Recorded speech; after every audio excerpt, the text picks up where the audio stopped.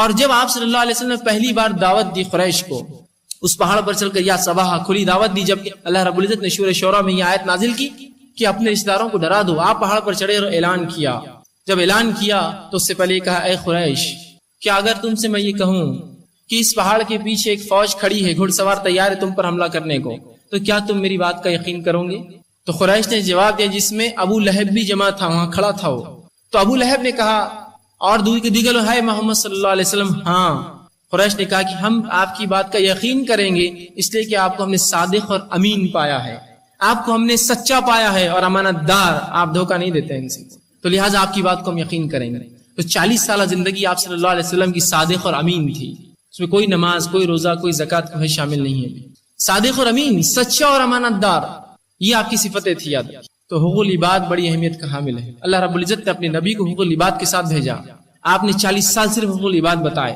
جب آپ صلی اللہ علیہ وسلم غار حرا میں آپ کو جبرائیل علیہ السلام آئے، آپ کو وحی دی، آپ اتنے گھبرا گئے اور مائی خدیجہ رضی اللہ عنہا کے پاس آئے اور کہا کہ مجھے لگتا ہے میں مر جاؤں گا، مجھے موت آ جائیں گی، تو خدیجہ رضی اللہ عنہا نے کہا ایسا اللہ آپ کے ساتھ نہیں کر سکتا، اس لیے کہ آپ لوگوں کا وزن ڈھوتے ہیں، آپ لوگوں کی تکلیف دور کرتے ہیں، آپ اپنے مال سے غریبوں کی مدد کرتے ہیں، آپ مسکینوں، یتیموں اور بیواؤں کو جو ہے آپ سہارا ہے ان کا، اللہ آپ کو ایسے کیسے ضائع کریں گے، آپ سوچ رہے آپ مر جائیں گے۔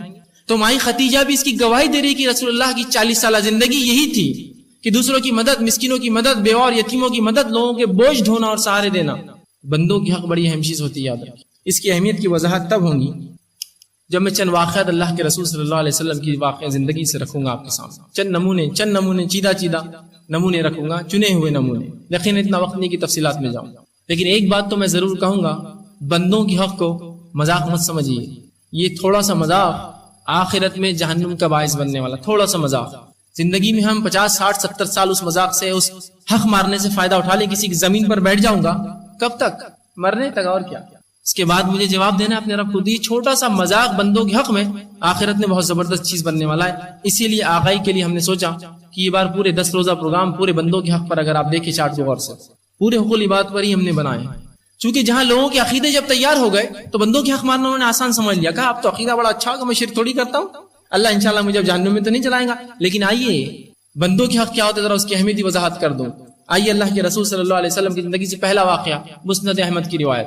آپ صلی اللہ علیہ وسلم کے پاس ایک صحابی رسول کا، اللہ کے رسول میری ایک پڑوسن ہے، پڑوس میں خاتون رہتی ہے میرے، بہت نمازی ہے، زیادہ نمازیں پڑھتی ہے، مطلب یہ نہیں کہ 5 سے زیادہ 6 اس نے فرض کر لی، نہیں، مطلب یہ کہ 5 فرائض کے علاوہ موقعہ نوافل اور پتہ نہیں اور نمازوں کا اہتمام کرتی ہے، زیادہ سے زیادہ نمازیں پڑھتی ہے اور بہت روزے رکھتی ہے، مطلب فرض روزوں کے علاوہ نوافل جمعرات اور پیر اور دیگر ایام بیضا کے 13 14 اور 15 چاند کی اور دیگر روزے رکھتی ہے، زائد روزے رکھتی ہے فرض سے زیادہ، اور اضافی زکوٰۃ دیتی ہے، مطلب فرض زکوٰۃ سے ہٹ کر نفل صدقات اور خیرات کا بڑا اہتمام کرتی ہے۔ ٹھیک ہے، کیا فرما رہے ہیں؟ یہ تمام باتیں گنوا رہے ہیں اللہ کے رسول سے، وہ صحابی رسول۔ لیکن کیا اللہ کے رسول پڑوسی سے گندی بات کرتی، گالی گلوچ کرتی، لڑتی ہے؟ کیا فرمایا؟ نماز تو زیادہ پڑھتی، فرض سے زیادہ، زکوٰۃ تو زیادہ دیتی، فرض سے زیادہ، روزے تو زیادہ رکھتی، فرض سے زیادہ، لیکن پڑوسیوں سے گالی گلوچ کرتی ہے، بد کلامی کرتی ہے، لڑتی ہے، مطلب اللہ کے حق تو پورے اور اضافی ادا کرتی ہے، بندوں کے حق مارتی ہے۔ اللہ کے رسول صلی اللہ علیہ وسلم نے جواب دیا، ہی فی النار، وہ جہنمی ہے، ہی فی النار، وہ جہنمی ہے، اب کوئی اس کو قیامت تک جنتی نہیں کر سکتا۔ کس وجہ سے؟ ہم تو کیا سمجھ رہے ہیں، روزہ رکھ لیا، نماز پڑھ لی، زکوٰۃ دے دی، حج کر دیا، توحید پر رہ گئے، اب بندوں کے حق مارتے رہو، کوئی مسئلہ نہیں۔ یہاں تو اللہ کے رسول اس اضافی نفل پڑھتی ہے، اضافی کرتی ہے، نمازوں میں اضافہ کر رہی ہے، روزوں میں اضافہ کرتی ہے، زکوٰۃ میں اضافہ دیتی ہے، لیکن بندوں کے حق مارتی کا ہی فی النار، وہ جہنم میں جلنے والی ہے۔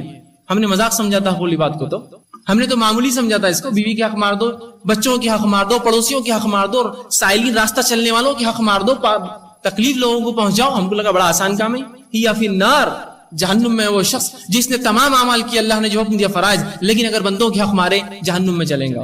اسی لیے میں نے کہا تھا 2 پٹریاں ہیں، ایک انچ بھی اگر کم ہو جائے دوسری پٹری تو ٹرین نہیں چلیں گی، یہ اسلام کی گاڑی نہیں چلیں گی، اس کے بندوں کے حق ادا نہیں ہے۔ اسی صحابی نے آگے کہا، اللہ کے رسول دوسری ایک پڑوسن ہے، کم نماز پڑھتی ہے، مطلب یہ نہیں کہ 5 میں سے 3، مطلب یہ کہ صرف فرض پڑھتی ہے، پہلی والی زیادہ پڑھتی تھی، اضافہ، کم روزے رکھتی ہے، مطلب صرف فرض روزے رکھتی ہے، کم زکوٰۃ دیتی ہے، مطلب صرف فرض زکوٰۃ دیتی ہے، لیکن اخلاق بڑے اچھے ہیں، اس کے معاملات بڑے اچھے لوگوں سے، پڑوسیوں سے، کہا ہی فی الجنہ، وہ جنتی ہے۔ نماز پڑھتی سی 5 وقت کی روزے رکھتی ہے 1 مہینے کی زکات 2.5% جو ہے دے دیتی ہے معاملات بڑے پیارے ہیں اس کے اچھے لوگوں سے کہا وہ جنتی ہے اور ایک عورت جو اضافی کر رہی ہے تمام معاملے اضافی 5 نمازوں سے ہٹ کر پڑھ رہی ہے آج 5 نمازیں مشکل اور کوتاہی ہو رہی ہے ہم سے 5 سے زیادہ پڑھ رہی ہے زکات 2.5% نکالنا مشکل ہے ہمارے گلے میں بات آ رہی ہے ایسا لگ رہا ہے کہ خون ہو جا رہا ہے ہمارا اگر کوئی زکات نکال دے 2.5% تو وہ دے رہی اضافی دے رہی ہے اور روزے رکھ رہی ہے ہمارے سے 1 مہینے کے روزے ہوتے نہیں مکمل اور عورتوں کے تو جو چھوٹ جاتے ہیں زندگی بھر رکھتی نہیں ہے وہ زیادہ روزے رکھ رہی ہے لیکن اس کے صرف معاملات کی بنیاد پہ بندوں کے حق مارنے کی بنیاد پہ کیا فرمایا ہی فی النار وہ جہنمی ہے تو حقوق العباد کو مذاق مت سمجھیے اس کو کھلواڑ میں مت لیجیے آخرت کے اعتبار سے مذاق بہت سنگین بنے گا یاد رکھیے آئیے دوسری مثال آپ صلی اللہ علیہ وسلم نے فرمایا مسلم کی روایت ہے اللہ کے رسول صلی اللہ علیہ وسلم فرماتے ہیں اور ایک بار سوال کیا رسول اللہ کا طریقہ تھا آپ سکھاتے لوگوں کو سوالات کر کے تو ایک دن سوال کیا کہ میری امت کا مفلس کون ہے مفلس سمجھتے ہیں آپ غریب خلاش بھکاری کچھ بھی نہ ہو مال لول جس کا لٹ گیا ہو غریب انسان خلاش کچھ بھی نہ ہو روپیہ پیسہ تو کہا میری امت کا مفلس کون ہے تو صحابہ نے کہ اللہ کے رسول جس کے بعد دینار و درہم نہ ہو مال و دولت نہ ہو روپیہ پیسہ نہ ہو وہ خلاش ہے تو آپ صلی اللہ علیہ وسلم فرمایا نہیں میری امت کا مفلس یہ نہیں ہے بغور سنیے میری امت کا مفلس تو یہ نہیں ہے غریب انسان یہ نہیں ہے کہا میری امت کا غریب اور مفلس تو وہ ہے جو روز قیامت نمازوں کے ڈھیر لائیں گا اور زکات کے ڈھیر لائیں گا اور حج اور عبادتوں کے ڈھیر لائیں گا جس کے بنیاد پہ یہ اس کو ظام بھی ہوگا کہ میں جنت میں جاؤں گا اور لوگ بھی وہ سوچیں گے کہ ہاں یہ جنت میں جائیں گا اتنی نیکیاں اتنے روزے اتنی زکات اتنے حج کے ڈھیر لائیں گا اور ایک پہاڑ بنا دیں گا اپنی نیکیوں کا اور اس کے بعد یوں ہوگا اللہ اپنا فیصلہ سنا دیں گا اللہ اپنا فیصلہ سنا دیں گا اللہ اپنے معاملات کا فیصلہ کر دیں گا نمازیں برابر روزے برابر زکات برابر حج برابر توحید برابر اللہ نے اپنا کام کر لیا اب وہ جنت کی امید کر کے جنت کی طرف بڑھ رہا ہوں گا مجمع میں سے جو پیچھے حساب کتاب کے لوگ کھڑے ہوں گے ایک شخص چلانا کہیں گا اے اللہ اس نے میرا حق مارا تھا میرا روپیہ لے کر ایک بار ڈبایا تھا کوئی کہیں گا اللہ اس نے گالی دی تھی اللہ کہیں گا ایسا ٹھیک ہے فرشتوں سے کہا جائے گا اس کی نیکیاں لے کے جن کا حق مارا تھا دے دی جائے ٹرانسفر کر دی جائے فرشتے نیکیاں لے کر ان کو دیتے جائیں گے لوگوں کی ایک صف آتی جائیں گے قطار در قطار لوگ آتے جائیں گے اپنے حقوق مانگتے رہیں گے اور اللہ کے رسول صلی اللہ علیہ وسلم فرماتے ہیں وہ شخص جو اپنے اعمال کو دیکھ کر خوش تھا اور جنت کی طرف جا رہا تھا اس کی تمام نیکیاں ختم ہو جائیں گی فرشتے کہیں گے اللہ اس کی نیکیاں ختم ہے ابھی سائل کھڑے سوالی کھڑے ہیں جو اپنا حق مانگتے ہیں اللہ کہیں گا ٹھیک ہے پھر اب کیا اللہ کہیں گا اب ان لوگوں کی جو ابھی قطاروں میں کھڑے ہیں ان کے گناہ اس کے سر پہ ڈالو اور رسول اللہ فرماتے ہیں اس کے بعد وہ شرمندہ کر کے اپنے منہ کے بل گھسیٹ کے جہنم میں پھینک دیا جائے گا کس لیے گالی دی تھی میرے لیے تو مذاق ہے گالی دینا کس لیے حق مارا تھا میرے لیے تو مذاق ہے حق مارنا کس لیے کہ میں نے پڑوسیوں کو تکلیف دی تھی میرے لیے تو عام بات ہے تکلیف دینا کس لیے کہ میں نے کسی کا روپیہ ڈبا دیا میرے لیے تو عام بات تھی روپیہ ڈبانا پھر کر لیجئے کتنے حج اور کر لیجئے کتنی نمازیں اور کر لیجئے جو کرنا ہے یہ کام نہیں آئیں گے اللہ کا حق بھی اہم ہے بندوں کا حق بھی ہے جو اللہ کا حق دے رہے بندوں کا کیوں چھوڑتے ہو اور جو بندوں کا حق ادا کر رہے تو اللہ کا حق بھی ادا کرو بھائی تو بندوں کی حق کی حقیقت میں سمجھ رہے وہ مفلس ہے اور یقیناً اس امت کا ہی مفلس ہے اس سے زیادہ مفلس کون ہو سکتا ہے اور غریب کون ہو سکتا ہے جو جنت کی طرف جا رہا اور جہنم میں ڈال دیا جائے صحیح کہا آپ نے کہ مفلس ہے میری امت کا وہ خلاش اور بھکاری اس امت کا تو کس بنیاد پر وہ جہنم میں جا رہا تھا حقوق العباد مارے تھے جس کو ہم نے مذاق سمجھا ہے مار دو ارے اس کو تکلیف ہو رہی میری گاڑی سے رہنے دو اپنے کو تو نہیں ہو رہی ہے نا اس کو ہو رہی ہونے تو اپنے کیا کرنا ہے یہ حقوق العباد یاد رکھیے روز قیامت بہت سخت چیز بنیں گے بہت سخت چیز آئیے اور ایک مثال سن لیجیے رسول اکرم صلی اللہ علیہ وسلم فرماتے ہیں بخاری کی روایت ہے آپ نے فرمایا میرا ایک دل چاہتا ہے ایک دن کہ اذان دی جائے اور کسی نوجوان کو میں اپنے بدلے کھڑے کر دوں نماز پڑھانے کے لیے اور میں مسجد سے باہر نکلوں اور حکم دوں جو لوگ میرے ساتھ نماز میں ان کو حکم دوں کہ جا کے لکڑیاں جمع کرے اور ان لوگوں کے گھر کو آگ لگا دوں جو مسجدوں کو چھوڑ کر گھر میں نماز پڑھتے ہیں کیا فرمایا ان لوگوں کے گھروں کو آگ لگا دوں جو مسجدوں کو چھوڑ کر گھر میں نماز پڑھتے ہیں مطلب بتانے کا یہ ہے مسجد میں نماز پڑھنے کی اہمیت ہے گھر میں خامخواہ نماز نہیں ہوتی اور اتنا سنگین جرم ہے کہ رسول اللہ کا دل چاہتا ہے کہ آگ لگا دوں ان کو نوجوان کو کھڑے کر کے آگے بڑھا دوں خود جا کر دیکھو کون کون نہیں پڑتا ان کے گھروں کو آگ لگا دوں لکڑیاں جمع کر کے آگ لگا دو یاد رکھیے مومن کا مال حرام ہے ہم پر لیکن اس کا جرم اتنا سنگین ہے کہ جلانے کا رسول اللہ خواہش اظہار کر رہے ہیں لیکن آپ نے کیا نہیں اظہار کیا اس جرم اور اس کی سنگینی کو بتانے کے لیے بات سمجھ میں آئی مسجدوں کی اہمیت آئی اب وہی اللہ کے رسول صلی اللہ علیہ وسلم مسلم کی روایتیں فرماتے ہیں جو یہ اور یہ کھائے وہ ہماری مسجدوں کے قریب بھی نہ آئے راوی حدیث کہتے ہیں اللہ کے رسول صلی اللہ علیہ وسلم نے پیاز اور لہسن کی طرف اشارہ کیا کہ جو کچا پیاز اور لہسن کھائے ہماری مسجدوں کے قریب نہ آئے اس لیے کہ پیاز اور لہسن کی بو سے دوسرے بھائی کو تکلیف ہوتی ہے تو یہاں جلانے کی بات کریں ان لوگوں کے گھروں کو جو مسجد چھوڑ کر نماز پڑھتے گھروں میں، یہاں ان لوگوں سے حکم دے رہے ہیں جو اللہ کے بندوں کے حق مارتے مسجد میں نہ آئے، جو لہسن اور پیاز کچا کھا کر داخل ہو، اس لیے کہ بندوں کو گھن آتی ہے۔ اور دوسری بات فرمایا جس چیز سے ابن آدم کو گھن آتی ہے، آدم کی اولاد کو برا لگتا ہے، انسان کو گھن آتی ہے، برا لگتا ہے، اسی چیز سے فرشتوں کو بھی گھن آتی ہے۔ تو فرشتوں کو بھی بدبو پسند نہیں ہے اور انسان کو بدبو پسند نہیں۔ تو وہ حق اندازہ لگائیے شریعت نے کیا حق دیے انسانوں کو کہ میری منہ کی بدبو اگر دوسرے کو آئے تو شریعت نے کہا تم مت جاؤ مسجد کے اندر۔ حق دیکھیے آپ۔ تو اگر میں اپنے دانت گندے رکھتا ہوں اور لوگوں کے سامنے ہنستا ہوں تو میں حق مار رہا ہوں ان کا، اس لیے کہ میرا کام تھا اس کو صاف رکھتا میں، اس لیے کہ اگر بدبو آئیں گی میرے بھائی کو تکلیف ہوں گی۔ کتنے زبردست حق دیے شریعت نے، اندازہ لگائیے۔ صرف بدبو جس سے لوگوں کو سونگنے سے تکلیف ہوتی ہے، کہا مسجدوں میں نہ جو یہ اور یہ کھائے ہماری مسجدوں میں داخل بھی نہ ہو۔ وہی نبی جو جلانے کی بات کر رہا ہے، جو مسجدوں میں نماز نہ پڑھے، وہی کہتا مسجد میں داخل نہ ہو جو بندوں کے حق مارے، بدبو کرے آ کر۔ اور آج ہم دیکھتے ہیں لوگ تمباکو کھا کے بدبو لیتے ہو اور سگریٹ پی کر مسجد میں داخل ہوتے، داخل ہونا دور مسجد کے حمام اور طہارت خانوں میں سگریٹ تمباکو کھاتے ہیں۔ اللہ رحم کرے اس امت پر۔ جو نبی یہ کہہ رہا ہے کہ پیاز اور لہسن کھانے والا داخل نہ ہو، اس لیے کہ ابن آدم کو جس سے گھن آتی ہے فرشتوں کو بھی اس سے گھن آتی ہے، اور مومن مساجد میں یہ کام کر رہا ہے، اسے بدبو آتی ہے۔ سبحان اللہ۔ بندوں کے حق بڑے اہم ہیں، آپ مذاق مت سمجھیے اس کو، مذاق مت سمجھیے اس کو۔ آئیے اور مثال لیجیے بندوں کے حق کی اہمیت کیا ہے۔ حجۃ الوداع میں اللہ کے رسول صلی اللہ علیہ وسلم اعلان کرتے ہیں، حجۃ الوداع یاد رکھیے بڑی اہمیت کا حامل ہے۔ یہ رسول اللہ کا آخری حج تھا، بہرحال پہلا بھی حج تھا اور آخری بھی حج تھا آپ کا۔ اس میں جو خطبات آپ نے دی، یہ خطبات بڑی اہمیت کے حامل ہیں، ان کو مذاق مت سمجھیے۔ یہ خطبات اگر آپ کو ملتے ہیں تو ضرور پڑھا کیجیے۔ حجۃ الوداع میں آپ نے کئی خطبات دیے ایک کے بعد ایک سلسلے وار، ان میں سے ایک خطبے میں ایک واقعہ، ایک خطبے میں آپ صلی اللہ علیہ وسلم نے اعلان کیا جو کہ بخاری نے روایت کیا۔ آپ نے کہا کہ تمہارا مال، تمہارا خون، تمہارا مال اور تمہاری عزت آپس میں ویسے ہی حرام ہے جس طرح سے اللہ کے رسول فرماتے ہیں اس دن کی اور اس شہر کی اور اس مہینے کی حرمت ہے۔ تمہارا خون، تمہارا مال، تمہاری عزت ہے مسلمانوں ایک دوسرے پہ حرام ہے۔ کوئی مسلمان دوسرے مسلمان کا مال نہ لوٹے بے وجہ، کوئی مسلمان دوسرے مسلمان کا خون نہ کرے بے وجہ، کوئی مسلمان دوسرے مسلمان کی عزت نہ اتارے، یہ ایسے ہی حرام ہے جس طرح سے اس دن عرفے کا دن تھا، اس کی حرمت آپ سب جانتے ہیں کیا ہے اس دن کی، اور اس مہینے، اور وہ مہینہ ذی الحجہ کا تھا جو حرمت والے مہینوں میں سے ایک ہے، اور اس شہر اور مکہ شہر کی حرمت میں آپ سب جانتے ہیں۔ مکہ وہ شہر ہے دنیا کا واحد جہاں برائی کا خیال لانا بھی گناہ دے دیتا ہے، بقیہ جگہ جب تک نہ کرے گناہ نہیں ملتا ہے۔ مکہ کی حرمت یہ ہے کہ غلط خیالات بھی لانا منع کیا گیا، تو وہ کہا کہ اس شہر اور اس دن اور اس بستی جو ہے اس مہینے سے زیادہ حرمت ہے اس چیز کی یاد رکھیے۔ اسی طرح آپ صلی اللہ علیہ وسلم نے ایک بار کعبے کے سامنے آپ کھڑے ہوئے، کعبے کی حرمت اور تعظیم میں سمجھتا ہر مسلمان کے دل میں ہے، ہر شخص خواہش رکھتا ہے کبھی نہ کبھی ایک دن میں اس کی زیارت کروں۔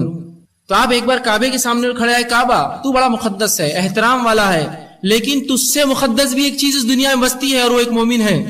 اسی لیے لوگ مثال کے طور پر کہتے ہیں کعبہ ڈھا دو لیکن مومن کا دل مت توڑو، اس لیے کہ رسول نے کہا تجھ سے مقدس چیز بھی دنیا میں بستی ہے اور ایک مومن ہے، وہ مقدس ہے، اس لیے کہ کعبہ تو مٹی اور پتھر کا بنا ہے، مومن اس چیز کا نہیں ہے۔ کعبہ ٹوٹ جائے گا تو بن جائے گا، مومن جو ہے اس کو تکلیف پہنچیں گی تو آپ کیسا اس کے لیے وہ کرے گا۔ تو کہا تجھ سے مقدس بھی ایک ہستی ہے اس دنیا میں، وہ مومن ہے۔ آج لیکن مومنوں کے حق مارنا، حق تلفی کرنا یہ ایک مذاق سمجھا جاتا ہے۔ مذاق سے بھی بڑھ کر لوگ اس شخص کو بہت ماہر، چتر، چالاک، دھارکاری، بہت اونچا عظیم الشان ہستی سمجھتے لوگوں کے حق مارتا ہے۔ ارے کیا زمین لوٹ لی اس نے، بڑا آدمی ہے یار، بڑا۔ ارے کیا مال اس نے کر، ارے بڑا آدمی یار۔ کیا بیوی کو مارتا ہے، ارے بہت زبردست آدمی، طاقتور آدمی یار۔ ارے بچوں کو کیا دھوتا، ارے بہت بہترین آدمی۔ ارے پڑوسیوں کو کیا تکلیف دی اس نے جب گھر بننا تھا، ارے بہت اچھا آدمی، زبردست، اس لیے تکلیف دے پایا دوسروں کو۔ ہم اس کو بہت مہان سمجھتے ہیں دنیا میں، نا، جتنا قابض دوسروں کی زمینوں پر اور مال پر اتنا اونچا آدمی کہلاتا دنیا میں۔ یہ مذاق نہیں ہوا، آخرت میں یاد رکھیے۔ مثالیں دوں گا احادیث سے، مثالیں دوں گا کہ یہ چھوٹے چھوٹے حق مارنے کا انجام کیا ہونا آخرت کے اعتبار سے۔ آئیے آگے اس کی اہمیت کو اور سمجھیں ہم کہ حقوق العباد کی اہمیت کیا ہے۔ عمر ابن خطاب رضی اللہ عنہ کا ایک واقعہ ہے، وہ ہمیشہ کہا کرتے تھے، یہ صحابی رسول تھے اور میں سمجھتا ہوں آپ سب جانتے ہیں ان کی اہمیت کیا ہے۔ بہرحال اس سے پہلے ایک اور واقعہ سن لیجیے حقوق العباد کے تعلق سے، کہ بلکہ امیر المومنین عمر ابن خطاب رضی اللہ عنہ جو ہے ان کا مقولہ تھا، ایک قول تھا۔ یہ عمر ابن خطاب جو ہے رضی اللہ عنہ یہ دوسرے خلیفہ ہے، ان کا ایک قول تھا، قول سمجھتے ہیں آپ، جو بار بار وہ دہراتے تھے اور کہتے تھے، ایک مقولہ تھا اور کہتے تھے عمر اپنے رب کو کیا جواب دیں گا۔ غور سے سنیے عمر ابن خطاب صحابہ کیسے ڈرتے تھے حقوق العباد سے۔ یہاں بندوں کی حقوق پہ بات نہیں کر رہا ہوں میں، جانور کا حق بتا رہا ہوں صرف. یہاں تو بندوں کی کیا ہوں گے اس سے اندازہ لگا لیجئے. جب میں کوئی مثال دوں ایک چھوٹی چیز تو آپ بڑی چیز سمجھ سکتے کیا اہمیت ہے. جانوروں کے تعلق سے عمر ابن خطاب کہتے تھے، اور ایک مقولہ مشہور تھا اور کہتے تھے، عمر اپنے رب کو روز قیامت کیا جواب دے گا جب اس کا رب عمر سے یہ پوچھے گا، عمر بصرہ کی فلاں بستی میں ایک سڑک پہ ایک گڑھا تھا جس کی وجہ سے خچر گرا تھا جس سے اس کی نفس کو اور اس کے مالک کے مال کو نقصان ہوا تھا، تو عمر اپنے رب کو کیا جواب دے گا؟ اس لیے کہ عمر ذمہ دار ہے اس خچر اور اس مالک کا اور اس سڑک کا، اس لیے کہ عمر خلیفہ ہے اس ملک کا. کیا جواب دے گا عمر اس کا؟ اندازہ لگائیے صحابہ کتنا گھبراتے تھے حقوق العباد کے معاملے میں کہ ایک جانور کا حق اگر مجھ سے مارا جائے، چونکہ امیر المومنین کے ماتحت جو لوگ ہیں امیر المومنین سے پوچھے قیامت کے روز، یہ تو حاکم سے پوچھے اس کی رعایا کی. تو عمر ابن خطاب کہتے تھے عمر اپنے رب کو کیا جواب دیں گا جب اللہ رب العزت یہ پوچھیں گا، عمر فلاں بصرہ کی جگہ، بصرہ بہت دور ہے، عمر ابن خطاب مدینہ سے حکومت کرتے تھے، بصرہ کی فلاں سڑک پر ایک گڑھا تھا جس سے خچر گرا تھا، اس خچر کو بھی نقصان ہوا، اس کے مالک کا مال گرا، تو عمر اپنے رب کو کیا جواب دیں گا؟ اس لیے کہ وہ مالک بھی پکڑ لیں گے اور خچر آ کر کھڑا ہو جائے گا میرے سامنے. تو صحابہ کے نزدیک حقوق العباد کی اہمیت یاد رکھیے کہ جانوروں کی حق اگر ان سے مارے جا رہے تھے، صرف گمان میں، ابھی یہ صحیح واقعہ نہیں، سوچتے تھے ایسا ہو جائے تو عمر کیا جواب دیں گا اپنے رب کو. تو جانوروں کے حق کے تعلق سے وہ لوگ پریشان ہوتے تھے. آج ہم نے جانوروں کے حق، تو میں اس کے تعلق سے یقیناً میرا کوئی درس نہیں کہ جانوروں کے حقوق کیا ہے، لیکن انسانوں کے حقوق کی جن علاقوں میں اور جن بستیوں میں مارے جاتے ہیں، جانور کے حق کی بات تو اس کے بعد ہوگی. یہ مسلمانوں کی بستیاں ہیں جس کے اندر کتے بھی جانا پسند نہیں کرتے، کتا ماریں گے اس کو. بلی اپنے بچوں کو ہمارے علاقوں میں محفوظ نہیں سمجھتی ہے، اس لیے کہ اس کے بچوں کو بچے لا کر پھانسی دیتے ہیں. یہ واقعات اپنے محلوں میں دیکھیے آپ، چھوٹے کتے اور بلی کے معصوم بچے. وہ کتا حرام ہے لیکن اس کا مطلب یہ نہیں کہ اس کو قتل کر دے آپ بے وجہ بیچارے کو. اس کو لا کر لٹکاتے ہیں ہمارے مسلمان بچے جن کے دل اتنے سنگ دل اگر بچپن سے ہوں گے تو بڑے ہو کر یہ کیا کارنامے انجام دیں گے. اور اس کو لا کر گلے میں رسی لٹکا کے لٹکا دیتے اور سب مل کے دیکھتے ابھی مرے گا کیسا. یہ واقعات کوئی بعید نہیں، آپ دیکھیے اپنے محلوں میں. اور اس کے مرنے پر وہ خوش ہوتے ہیں، ایسا تڑپا تھا فلاں، اور والدین بھی سن کر صرف تعجب ہوتا ہے، سنتے اور بولتے اچھا ایسا کیا، ٹھیک ہے اگلی بار ایک اور کتے کو مار کے جاؤ. اس لیے کہ والدین یہ سوچتے ہیں کہ ان کی جان اپنے سے اپن بچ رہے، ان کے زر سے، ان کے جو ہے نقصان سے یہی زیادہ اچھا ہے، جانوروں پہ بلا نکال رہے ہیں. اس لیے کہ تربیت کی کمی ہے. انشاءاللہ اولاد کی تربیت ایک مستقل عنوان ہم نے رکھا ہے اس سال. بہرحال تو بندوں کے حق کی یاد رکھی بڑی اہمیت ہے. شریعت نے تو جانوروں کے حقوق بتایا ہے، تو وہ شریعت بندوں کے حق کیسے چھوڑ سکتی ہے؟ آئیے بندوں کے حق کی اہمیت اور جان لیں. اور ایک دوسرے کے حق ہم تب ادا کریں گے، یاد رکھیے، جب ایک دوسرے کی عزت کریں گے. اصول یاد رکھیے، ایک دوسرے کے حق ہم جب دیں گے جب عزت کریں گے، اور جب یہ سوچیں گے کہ جو اپنی نفس کے لیے میں پسند کروں اپنے بھائی کے لیے وہ پسند کروں، جو اپنے لیے سوچوں اپنے بھائی کے لیے سوچوں. کیا میں اپنے لیے سوچتا ہوں لوگ مجھے گالی دیں تو میں کسی کو گالی نہیں دوں گا؟ کیا میں یہ سوچتا ہوں اپنے لیے کہ کوئی مجھ سے جھوٹ بولے، میں کسی کو جھوٹ نہیں بولوں گا؟ کیا میں یہ سوچتا ہوں کہ اپنے لیے جو ہے کوئی میرا نقصان کرے، میں کسی کا نقصان نہیں؟ کیا میں یہ سوچتا ہوں کہ میرے ساتھ میرے بیوی بچہ کو چھیڑچھاڑ کرے، میں کسی کی بیوی بچہ چھیڑچھاڑ نہیں کروں گا؟ کیا میں یہ چاہتا ہوں کہ میرے بہن کو کوئی چھڑے تو میں کسی کی بہنوں کو نہیں چھڑوں؟ کوئی چاہتا اس کی ماں کو نہ چھڑے تو وہ دوسروں کی ماں کو نہ چھڑے. تب اگر یہ سوچیں گا جو اپنے لیے پسند کریں گا اپنے بھائی کے لیے، تب حق ادا کریں گا. اس لیے کہ جب کسی کا حق مارا جاتا ہے تب سمجھ میں آتا ہے جب اپنے اوپر بیتی کیا تکلیف ہوتی ہے حق مارنے سے. آئیے آج ہم دیکھتے ہیں ہمارے سماج اور سوسائٹی میں ظلم، زیادتی، تکبر، تکلیف دینا، لوگوں کو ایذا پہنچانا اور ہمہ اقسام کے گناہ عام ہو چکے ہیں. قسم قسم کے گناہ جس کو گنا بھی نہیں جا سکتا. یاد رکھیں اتنے گناہوں کو ہم نے اوپر لاد لیا ہے. بندوں کے اتنے حق ہم زبردست انداز سے مار رہے ہیں. اس سے اجتناب کیجیے، اس سے پہلے کہ ہماری موت آ جائے یا اس سے پہلے قیامت آ جائے. اسی طرح اللہ کے رسول صلی اللہ علیہ وسلم ایک پیارا اصول دیتے ہیں، بہترین بات کہتے ہیں، اصولی بات. آپ نے فرمایا نوجوانوں سے، میں بھی نوجوانوں سے بالخصوص خطاب کروں گا اس مسئلے پر، اتنی زبردست بات آپ نے کہی اور فرمایا جو شخص یہ چاہتا ہے کہ بڑھاپے میں اس کی عزت ہو، جو شخص یہ چاہتا ہے نوجوانوں کہ بڑھاپے میں تمہاری عزت ہو تو اپنی جوانی میں بوڑھوں کی عزت کرو.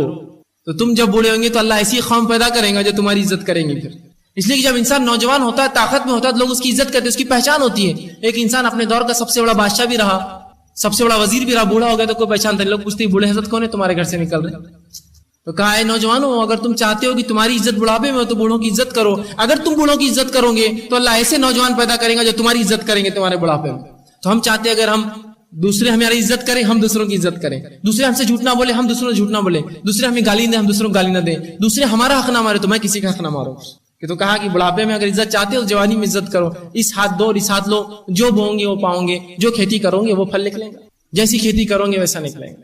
تو اس اصول کو یاد رکھیے، دوسروں کا حق دیجیے اپنا حق ملے گا، دوسروں کا حق ماریے آپ کا حق جانے والا. یہ بات طے ہے. ٹھیک اسی طرح جو حقوق العباد ادا کرنے والے کو، بندوں کی حق ادا کرنے والے کو آپ صلی اللہ علیہ وسلم مومن اور مسلم کہا.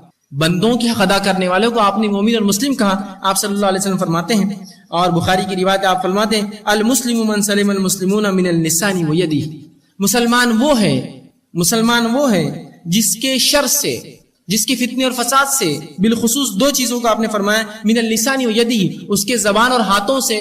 جب دوسرے مومن اگر محفوظ ہے تو وہ مسلم ہے. مسلمان وہ ہے جس کے ہاتھوں سے اور جس کی زبان سے دوسرا مسلمان محفوظ ہے.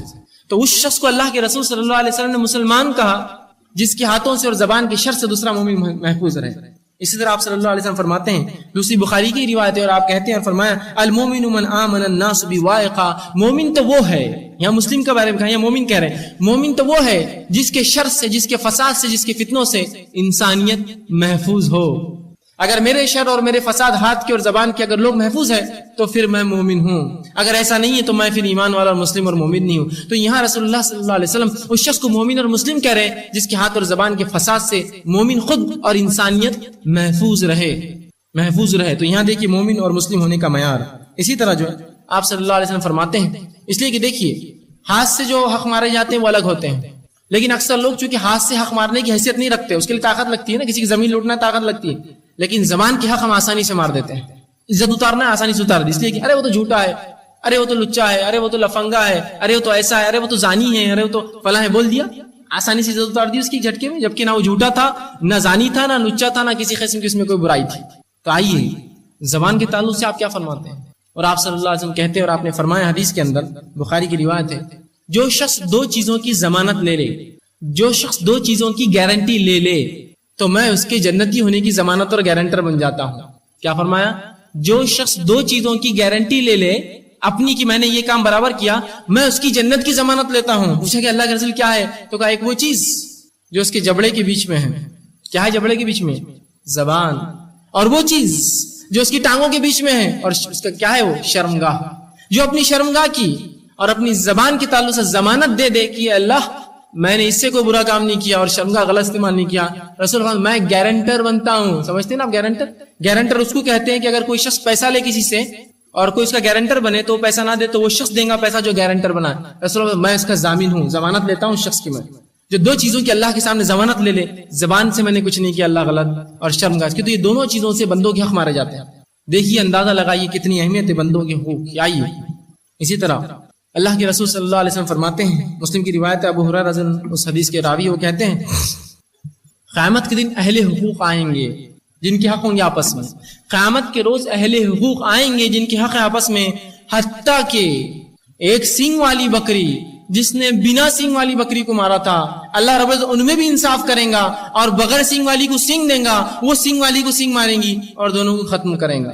اللہ رب العزت روز قیامت اہل حقوق آئیں گے جن کے حق تھے وہ آتے جائیں گے, حتیٰ کہ جانوروں میں بھی اللہ انصاف کریں گا. حالانکہ جانوروں کو جنت اور جہنم نہیں ہے, لیکن انصاف کا تقاضا ہے رب کی, ان میں بھی فیصلہ کریں گا کہ بغیر سینگ والی بکری کو جس سینگ والی بکری نے مارا تھا, اللہ بغیر سینگ والی کو سینگ دیں گا, وہ سینگ والی کو ماریں گی اور دونوں کو مٹی بنا دیں گا. یہ لوگ جو جنت اور جہنم میں نہیں جائیں گے. اندازہ لگائیے آپ, جانوروں کے تعلق سے بیان کیا رہا ہے کہ اہل حقوق آئیں گے, حتیٰ کہ بکریاں بھی آئیں گی جنہوں نے ایک دوسرے کو تکلیف دی تھی, ان کو ساتھ بتانے کا مقصد یہ ہے کہ اللہ ان میں بھی انصاف کریں گے. تو اندازہ لگائیے اگر میں لوگوں کو گالی دی ہوں گی, زمینات ماری ہوں گی, کھیتیاں لوٹی ہوں گی, پیسہ لے کر دبا دیا ہوں گا, لوٹ مار اور لوٹ کھسوٹ کی ہوں گی, جھوٹ بول کر چینا ہوں گا, دھوکہ دیا ہوں گا, گالی دی ہوں گی, غیبت کیا ہوں گا, اس کے پیچھے بد کلامی کی ہوں گی, اور پتہ نہیں کیا کیا حق مارتے ہیں, میں اپنے رب کو کیا جواب دوں گا. یہاں تو بکریوں کے ساتھ اللہ رب العزت اپنی انصاف کو ایسا رکھا ہے, سینگ والی کو بغیر سینگ سے انصاف دلائے گا, یا بغیر سینگ والی کو سینگ والی سے. حقوق العباد بڑی اہمیت کی حامل ہے. آئیے نسائی کی اور ایک روایت سن لیں. اس حدیث کو آپ اگر تھوڑا سمجھ جائے تو انشاءاللہ العزیز ہماری زندگی میں تبدیلی کے لیے کافی ہے. صرف اس حدیث کے جو ہے اس کے متن کو آپ سنیے, اللہ کے رسول کیا فرما رہے اس حدیث میں. نسائی اور طبرانی کی روایت ہے, عبداللہ ابن جہش رضی اللہ عنہ فرماتے ہیں کہ اللہ کے رسول صلی اللہ علیہ وسلم نے فرمایا, خصم ہے اس ذات کی جس کے ہاتھ میں محمد کی جان ہے صلی اللہ علیہ وسلم. خصم ہے اس ذات کی جس کے ہاتھ میں میری جان ہے. اور یاد رکھیے جب بھی اللہ کے رسول خصم کھاتے ہیں بہت اہم بات کہتے ہیں, اس کے بعد فوراً اس کو بغور سننا چاہیے. تو کہا خصم ہے اس ذات کی جس کے ہاتھ میں محمد صلی اللہ علیہ وسلم کی جان ہے. اگر ایک انسان شہید ہو جائے, پھر زندہ کیا جائے, پھر شہید ہو جائے, پھر زندہ کیا جائے, پھر شہید ہو جائے, پھر زندہ کیا جائے, 3 بار فرمایا. شہادت کیا ہوتی ذرا وہ بتا دو تو بات اور واضح ہو جائیں گی آپ کے سامنے. شہادت یہ سب سے اونچا درجہ اور معیار ہے قربانی کا، اس سے اونچی اور کوئی قربانی دنیا میں نہیں ہوتی، اس لیے کہ انسان اپنی جان دیتا ہے اس میں۔ شہادت دنیا کے اندر سب سے عظیم قربانی جو انسان اللہ کی راہ میں دے سکتا ہے، اپنی جان، مال دے سکتا ہے، اولاد تو کوئی بھی دے سکتا ہے، لیکن اپنی جان، اس کو کہتے ہیں شہادت۔ اور اللہ کے رسول فرماتے ہیں شہید کے خون کا قطرہ زمین، مطلب جس وقت اگر وہ مر جائے اس وقت وہ اس کے خون کا قطرہ زمین پہ گرنے سے پہلے اللہ اس کی روح کو قبض کر کے سبز رنگ کے پرندوں میں ڈال دیتا ہے، اور وہ جو ہے جنت میں چھوڑ دیتا ہے، اور وہ جنت میں گھومتے پھرتے اور چرتے ہیں، اور اللہ کے عرش کے نیچے ان کے گھونسلے ہوتے ہیں۔ یہ شہید کا مقام ہے، یہ اس کا درجہ ہے۔ اس کے درجے تک یاد رکھیے، بہت کم اعمال ہے جو اس درجے تک پہنچتے ہیں، اس کو شہادت کہتے ہیں۔ کیا کہہ رہے ہیں؟ شہید ہو جائے پھر زندہ ہو جائے، پھر شہید ہو جائے پھر زندہ ہو جائے، پھر شہید ہو جائے پھر زندہ ہو جائے۔ آئیے اور شہادت کیا، ایک اور واقعہ سنا تو رسول اللہ کا۔ آپ صلی اللہ علیہ وسلم فرماتے ہیں قیامت میں جب جنتی جنت میں چلے جائیں گے، جہنم میں چلے جائیں گے، تو اللہ جنت سے ایک شخص کو بلائیں گا جو کہ شہید ہوں گا، اور کہیں گا اے میرے بندے کیسی رہی میری جنت؟ وہ کہیں گے اللہ بس سب کچھ جنت، سب کچھ۔ کیا چاہیے بول، بتائیں اللہ بس ہو گیا ہے سب کچھ، کہیں گے نہیں کیا چاہیے بول، بندہ کہیں اللہ بس ہو گیا، بس جنت مل گئی، کہیں اللہ کہیں گے بول، تو بندہ جب سمجھ جائیں گے کہ اللہ بغیر بولے کہ نہیں رکنے والا، اللہ کو بولنا ہی، اللہ چاہ رہا ہے بولو کچھ، تو کہیں گے اللہ مجھے پھر زندہ کیا جائے، پھر تیری راہ میں شہید ہوں، اللہ کہیں گے نہیں ہو سکتا، واپس چل جاؤ تم جنت میں۔ مطلب اگر جنت میں جانے کے بعد مومن کوئی خواہش کرے گا تو وہ ایک خواہش ہے، جو شہید ہوگا وہ کرے گا پھر زندہ کیا جو مارا جاؤں۔ شہادت عظیم درجہ ہے، اس کے بارے میں فرما رہے کوئی شہید ہو جائے پھر زندہ کیا جائے، پھر شہید ہو جائے پھر زندہ کیا جائے، پھر شہید ہو جائے پھر زندہ کیا جائے، لیکن جب تک جنت میں نہیں جائیں گا جب تک اس پر کوئی قرض باقی رہے گا۔ سبحان اللہ، شہید ہو جائے پھر زندہ کیا جائے، پھر شہید ہو جائے پھر زندہ کیا جائے، پھر مر جائے اللہ کی راہ میں، لیکن جنت تب تک نہیں پائیں گا جب تک قرض اس پر باقی ہے۔ بندوں کے حق کو ہم نے تو یہی سمجھا اللہ کی راہ میں جا کے جہاد کروں گا اور مر جاؤں گا، آپ کو کیا لگ رہا ہے دوسروں کے حق مار کے اللہ آپ کو کیا نصیب کریں گا ایسی موت بھی شہادت کی؟ اور کیا واقعی میں ایسے شہیدوں کی اللہ سبحانہ تعالیٰ شہادت قبول کریں گے؟ کیا فرما رہے ہیں آپ؟ تین مرتبہ دہرایا کہ زندہ کر دیا جائے اور پھر مر جائے اور پھر شہید ہو جائے پھر زندہ ہو، جنت میں تو نہیں جائیں گا جب تک کہ اس کا قرض ادا نہ کیا جائے۔ حدیث بندوں کے حق بتا رہی ہے، شہادت سے بڑی اور کوئی قربانی نہیں ہو سکتی، وہ بھی قبول نہیں اللہ۔ اس عورت کی نماز روزہ حج بھی قبول نہیں تھا اللہ کو، اس انسان کا جو نماز اور حجوں کے ڈھیر لے کر آیا تھا اس کو مفلس بنا دیا اللہ نے۔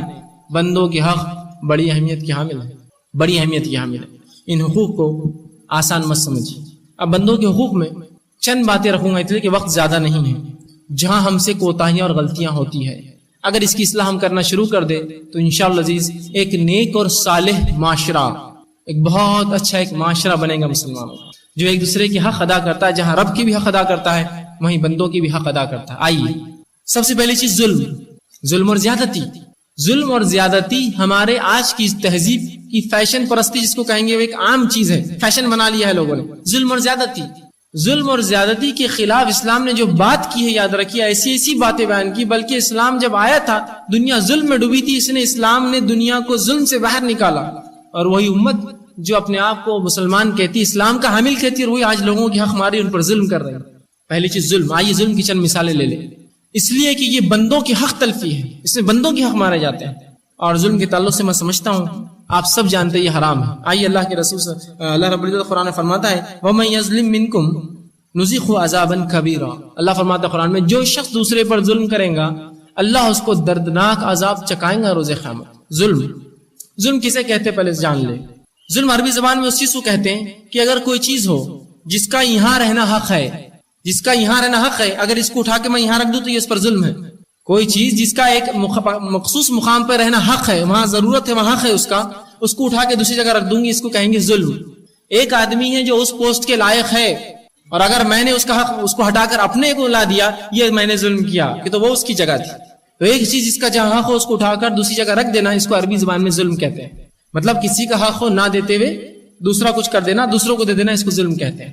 آج ظلم اور ستم جو ہے ہم اتنا عام کر چکے ہیں کہ اللہ فرماتا ہے قرآن میں اس کا دردناک عذاب ہے۔ اسی طرح آپ صلی اللہ علیہ وسلم فرماتے ہیں، اللہ رب العزت قرآن میں فرماتا ہے، حدیث قدسی ہے، اور آپ صلی اللہ علیہ وسلم فرمایا یا عبادی انی حرمت ظلم علی نفسی، کہ تمہارا رب کہتا ہے اے میرے بندو میں نے ظلم کو اپنی نفس پہ حرام کیا ہے۔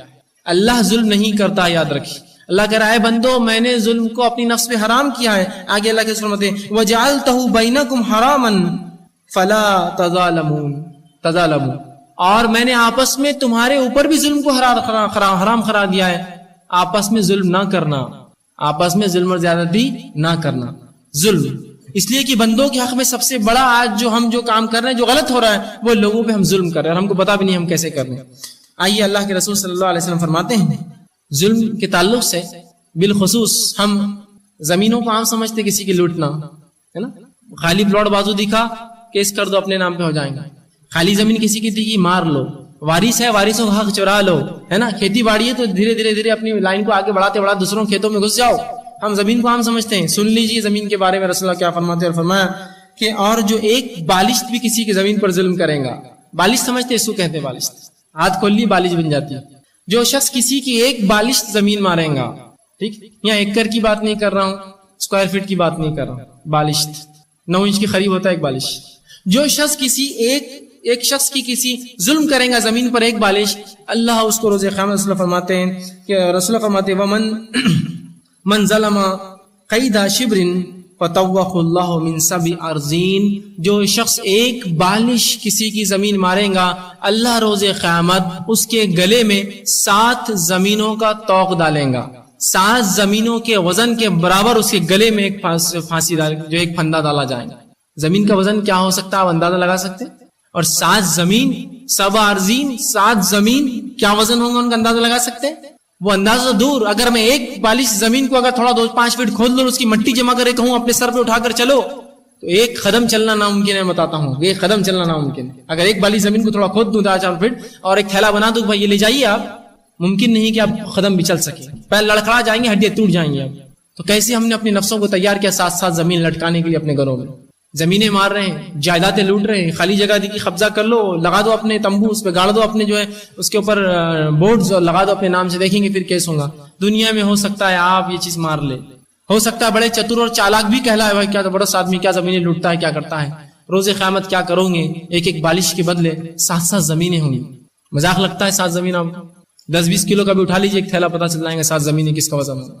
آئیے اسی طرح ظلم کے تعلق سے اللہ کے رسول صلی اللہ علیہ وسلم فرماتے ہیں اور کہتے ہیں, اللہ کے رسول مظلوم کے تعلق سے فرماتے ہیں کہ ظلم مت کرو, اس لیے کہ مظلوم جس پر ظلم ہوتا ہے اس کو مظلوم کہتے ہیں عربی زبان میں, اس کی دعا اللہ سنتا ہے. رسول اللہ فرماتے ہیں واتقی دعوت المظلوم, مظلوم کی بد دعا سے بچو. مطلب کیا ہے, ظلم مت کرو, ظلم کرو گے تو بد دعا دیں گا وہ آدمی, مظلوم کی بد دعا سے بچو. اس لیے کہ اللہ کے رسول فرماتے ہیں فإنه ليس بينها وبين الله حجاب, اس لیے کہ اس کے اور اللہ کے بیچ میں کوئی آڑ نہیں رہتی, سیدھا اس کی بات عرش تک پہنچ جاتی ہے ایک آواز میں. تو مظلوم کی بد دعا سے بچو, مطلب ظلم مت کرو اے مسلمانوں, اس لیے کہ جس پہ تم ظلم کرو گے اس کی بد دعا ایسی آسمان پہ عرش پہ جائیں گی کہ اس کے اور اللہ کے بیچ میں کوئی آڑ حجاب نہیں ہوتا ہے. تو یہاں اللہ کے رسول نے اتق, ڈرنے کا حکم دیا ظلم سے. تو ظلم کے معاملے میں بڑی احتیاط کیجیے, یاد رکھیں, اس لیے کہ اس نے بندوں کا حق مارا تھا. اسی طرح اللہ کے رسول صلی اللہ علیہ وسلم فرماتے ہیں حقوق کے تعلق سے, اور فرمایا ایک حدیث کے اندر آپ نے جو کہ بخاری کی روایت ہے, آپ فرماتے ہیں جس نے کسی کی عزت یا کوئی حق دینا ہے, کیا فرمایا, جس نے کسی کی عزت یا کوئی حق دینا ہے, کسی کو کچھ برا بول دیا تھا, اس کی عزت اتار دی, جھوٹ بولا تھا, غیبت کی تھی, حسد کیا تھا, چغلی کیا تھا, کسی کی عزت اتاری ہو یا کوئی حق مارا ہو, تو آج ہی اس کو حلال کر لے, آج ہی واپس لوٹا دے. اب بہت سے لوگ بولتے ہیں ہمارے والدین نے اگر مارا ہو تو بچے لوٹائے ورنہ اس کو عذاب ملے گا. والدین نہیں, ہمارے باپ نے زمین لوٹی تھی, انہوں نے دکان کھائی تھی, ہم کیا, انہوں نے نام پہ کر لیا, ہم کیسا دینا, نہیں دیجیے ورنہ وہ بیچارہ جہنم میں جائیں گا, اس کے خاطر آپ دیجیے. کیا فرمایا اللہ کے فرمایا جس نے کسی کی عزت یا کوئی حق دینا ہے آج ہی حلال کر لے, آج ہی دے دے. اور اللہ کے رسول صلی اللہ علیہ وسلم نے اس پہ عمل بھی کر کے بتایا. طبقات ابن سعد میں امام ابن سعد نقل کرتے ہیں کہ حضرت علی ابن ابی طالب رضی اللہ عنہ, انہوں نے اللہ کے رسول صلی اللہ علیہ وسلم کی وفات کے بعد, اندازہ لگائیے, رسول اللہ کی وفات کے بعد اپنی پوری زندگی ہر حج میں اعلان کیا کہ اگر اللہ کے رسول کے طرف اگر کوئی روپیہ اور پیسہ یا کوئی وعدہ باقی رہا ہو تو مجھ سے آ کر لے لے, بنا پوچھ تاچھ کے لوٹا دوں گا, دے دوں گا. ساری زندگی اعلان کرتے رہے ہر حج میں کہ اگر اللہ کے رسول نے کس سے کوئی وعدہ کیا ہو یا کوئی پیسہ ادھار لیا ہو تو آج مجھ سے لے لے, میں بنا پوچھے کہ کب اور کیا لوٹا دوں گا. یہ ہے بندوں کے حق, یہ نبی ہے اور ان کے بارے میں اعلان ہو رہا ہے ہر حج میں اپنی پوری زندگی.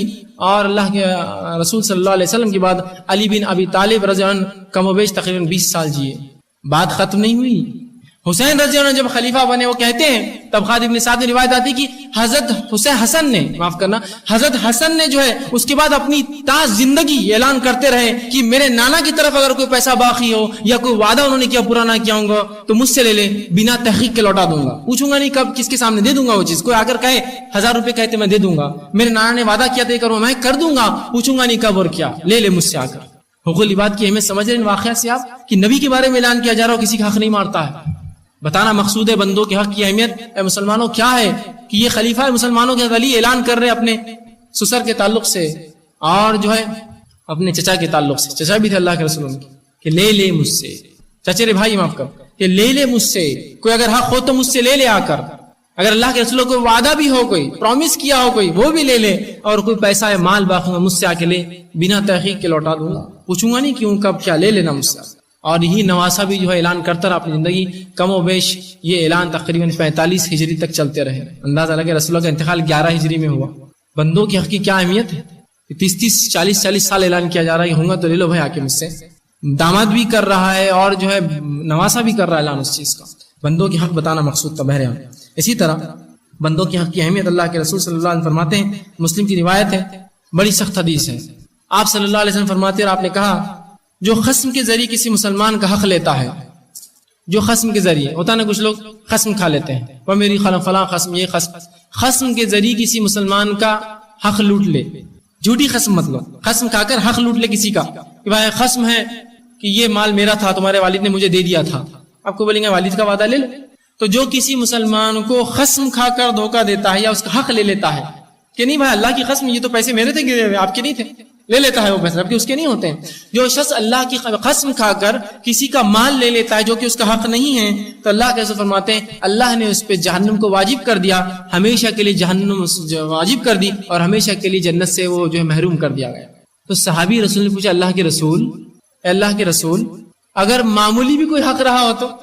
صحابہ بڑے چوکنا رہتے، معمولی سمجھتے ہیں، معمولی کوئی میں نے ایسا کر لیا ہو تو آئیے رسول اللہ کیا فرماتے ہیں. آپ نے فرمایا چاہے پیلو کی درخت کی لکڑی کے برابر بھی تو نے اگر ایسا ظلم کیا ہو تو جنت تجھ پر حرام ہے اور جہنم تجھ پر واجب ہے اور جنت تجھ پر حرام ہے. پیلو کی لکڑی مسواک کو بولتے ہیں. اس مسواک کا بھی ظلم کیا ہو نا کبھی تو نے، مسواک کی کیا قیمت ہے اس زمانے میں بھی راج 4-5 روپے ملتی ہے، اتنا بھی تو نے اگر ظلم کیا ہو نا تو جہنم تجھ پہ واجب ہے اور جنت تجھ پہ حرام ہے. پیلو کی لکڑی کے برابر. پیلو کی لکڑی اس زمانے میں مسواک کے لیے استعمال ہوتی تھی، آج جیسا الگ الگ درخت ہوتے ہیں اس زمانے میں پیلو کی ہوتی تھی. تو کہا پیلو کی لکڑی مسواک کے برابر بھی ظلم کرے گا تو جنت تجھ پہ حرام ہے اور جہنم تجھ پر واجب ہے. آج تو ہم نے کیا کچھ حق نہیں مارے لوگوں کے، کیا کچھ فتنے اور فساد میں اپنی نفسوں کو اور دوسرے نفسوں کو ہم نے نہیں ڈالا. بندوں کی حق مارنا عام بات ہے. ایک گھر سے نکلنے سے لے کر گھر میں داخل ہونے تک 1000 حق ہم مار رہے ہیں. کسی کو فکر نہیں دوسرے کا کوئی حق ہے.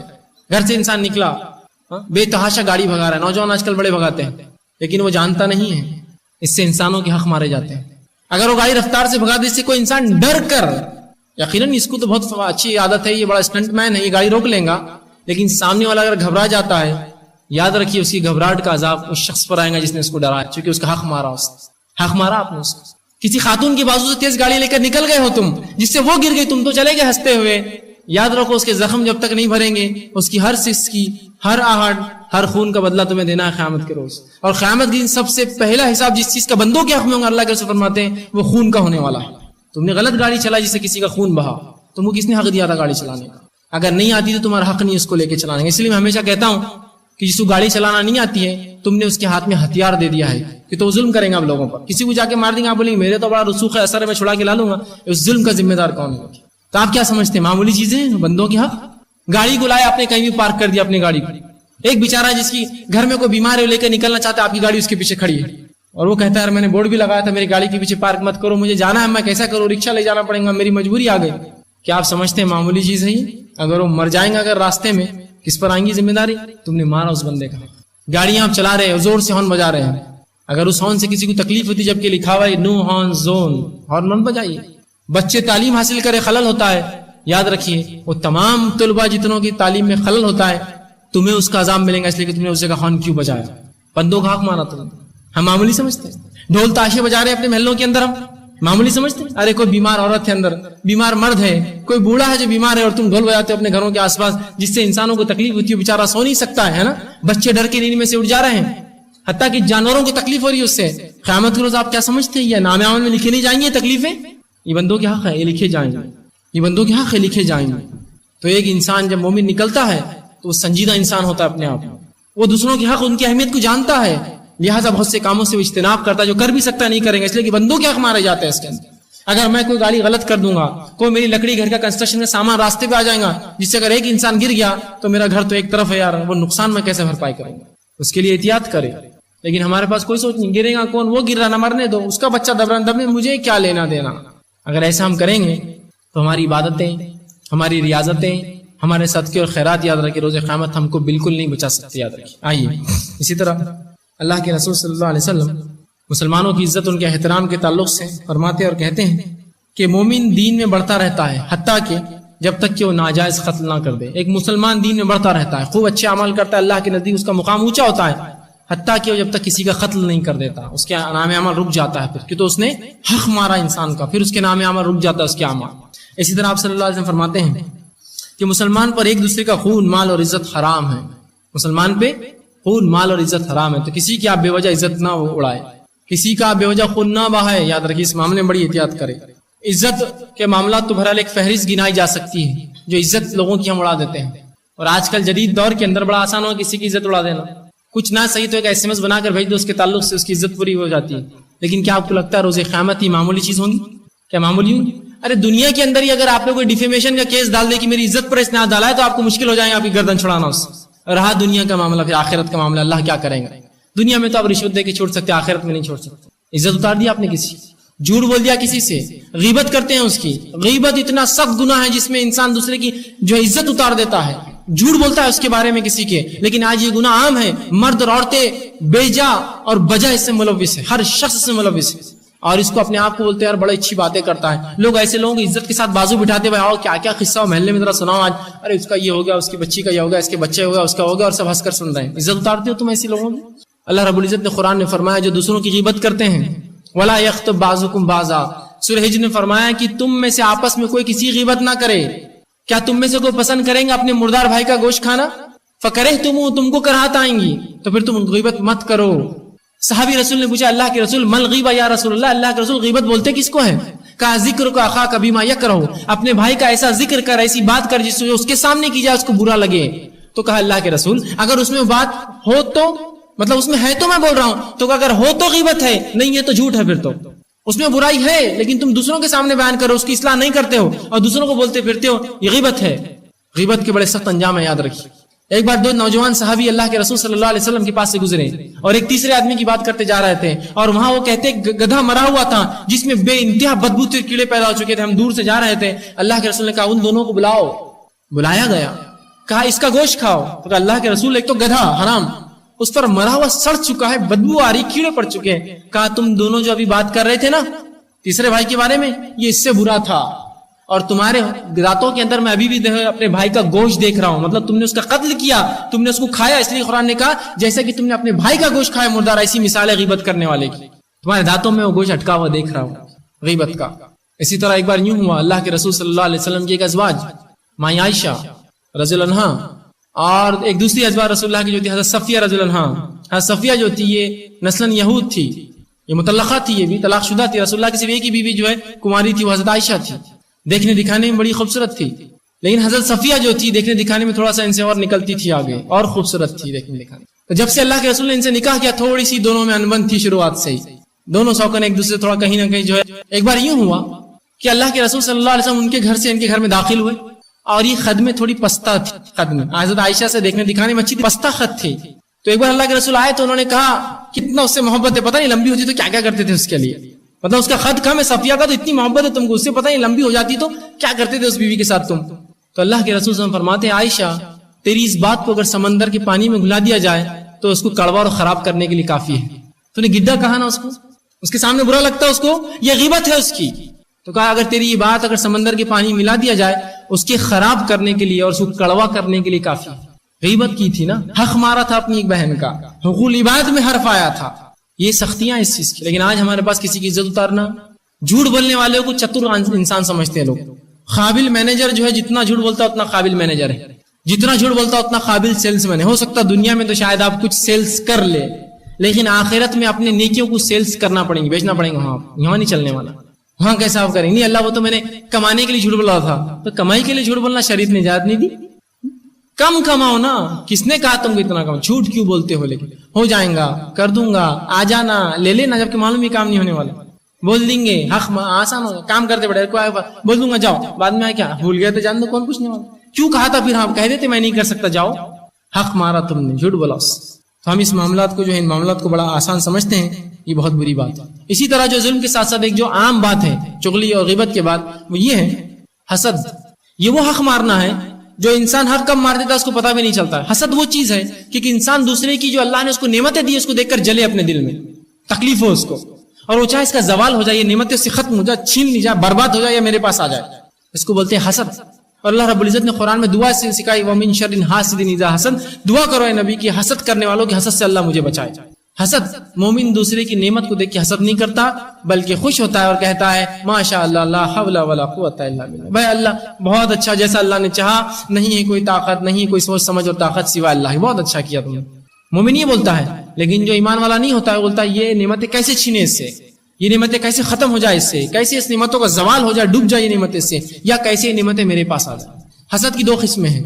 ایک قسم تو وہ ہوتی ہے کہ انسان یہ کہتا ہے کہ اس کی نعمتیں مجھے مل جائیں, یہ بھی حرام. دوسری حسد جو سنگین ہے, بہت زیادہ حرام ہے, وہ یہ ہے کہ مجھے ملے نہ ملے اس کی ڈوب جائے. یہ سنگین حرام ہے, یاد رکھیں. اور یہ تو عام بات ہے. عورتوں میں یہ ناشکرہ پن, لوگوں کی نعمتوں کو دیکھ کر جلنا. مردوں میں بھی عورتوں میں بکثرت پایا جاتا ہے. کسی نے گھر بنا لیا, دیکھو اللہ کس کس کو دے رہا, ہم کو نہیں دے رہا. اب یہ کہتے ماشاء اللہ اللہ نے اس کو دے دیا جیسا چاہا, انشاءاللہ ہم کو بھی اللہ دیں گا, اور یہاں نہ صحیح اچھے عمل کریں گے تو آخرت میں جنت تو پائی لیں گے انشاءاللہ. وہ چھوڑ کر دیکھو فلاں ہو جا رہا, دیکھو فلاں ہے, دیکھو یہ ہے. کسی کی نعمت کو دیکھ بولتے ہم غریب ہیں, ہم کو نہیں دے رہا, اللہ ان کو دے رہا ہو. پہلے پیسے تھے اور پیسے مل گئے ان کو. یہ بولنا چاہیے ماشاء اللہ بڑا اچھا ہوا, اللہ نے آپ کو اور دیا.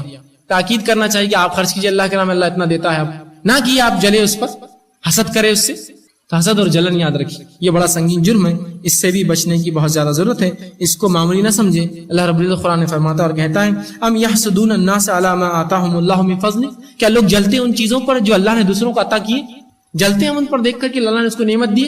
اللہ ایسے ہی نعمت دیکھ کر ایک سے دوسروں کو آزماتا ہے. مالداروں کو غریبوں سے آزماتا ہے, غریبوں کو مالداروں سے آزماتا ہے. اگر اللہ نعمتوں کو سب کو برابر دے دیتا کیا ہوتا معلوم آپ کو؟ لوگ سوچتے یار اللہ سب کو کیوں نہیں دیتا, سب کو گھر, سب کو گاڑی, سب کو بنگلہ. سوچ تو بڑی اچھی ہے, سوچ بڑی اچھی ہے, لاجیکل نہیں, فالتو سوچ ہے, دیکھنے میں اچھی ہے. لیکن کیسے دیکھیے, میں بھی لکھپتی ہوں, آپ بھی لکھپتی, یہ بھی لکھپتی اور یہ بھی لکھپتی.